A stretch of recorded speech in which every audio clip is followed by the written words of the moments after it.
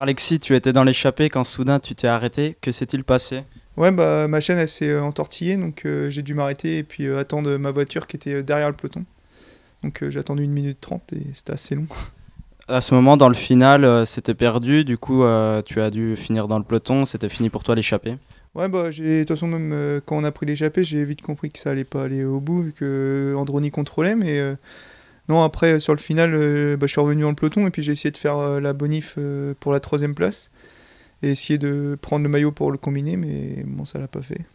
Du coup, quel bilan tu tires de ta journée? C'est une déception pour toi d'être éliminé comme ça de la course? Ouais, bah c'est sûr, j'aurais aimé jouer à la pédale sur la fin avec mes deux collègues d'échappée, mais bon, c'est comme ça, on relativise et puis on pense à demain. De toute façon, il y a encore 5 étapes maintenant, donc ouais.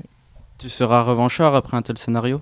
Ouais, bah complètement, hein. De toute façon, je compte reprendre une échappée d'ici la fin et puis me montrer encore, j'espère, jouer dans le final, donc ouais, pas de souci. Avec l'équipe, vous avez plutôt beaucoup de malchance en ce début de Tour de Bretagne. C'est rageant également, je pense. Ouais, après, faut relativiser, hein, la malchance. Moi, j'y ai jamais trop cru, hein. Je pense que la chance, on la provoque, c'est tout. Et maintenant, ouais, on va être revanchard. On a encore plusieurs mecs dans les clous pour le classement général. Et puis, on va pouvoir jouer sur la fin à la pédale dans le final des étapes. Alors, Michael, un bilan compliqué après 2 jours de course avec beaucoup d'incidents mécaniques et de chutes. Oui, alors bilan, il est quand même pas si négatif que ça. Après, le seul souci, on va dire, c'est les chutes, quoi. Hier, on n'avait rien eu. Aujourd'hui, on en a eu trois de suite. Enfin bon, en plus, c'est des chutes, on va dire, c'est pas c'est des chutes bêtes, quoi. C'est pas des chutes massives ou voilà, quoi. Bon, on en a évité quand même une grosse avec Owen James qui a cassé des rayons en voulant faire le sprint. Ça aurait pu être pire. Donc c'est ce que disait tout à l'heure Alexis quand je l'entendais. Il faut relativiser un peu.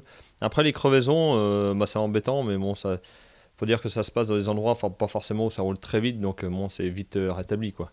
Maintenant, on a fait la course à l'avant aujourd'hui. Bon, hier, c'était pas possible, mais non, non, ça va quand même. Ça va. Du coup, dans ces conditions, comment on fait pour inverser la tendance, pour relancer une dynamique plus positive? Bah, la dynamique positive, moi je pense qu'ils l'ont parce que quand je vois encore, quand Alexis a eu son ennui mécanique, il est revenu dans le peloton.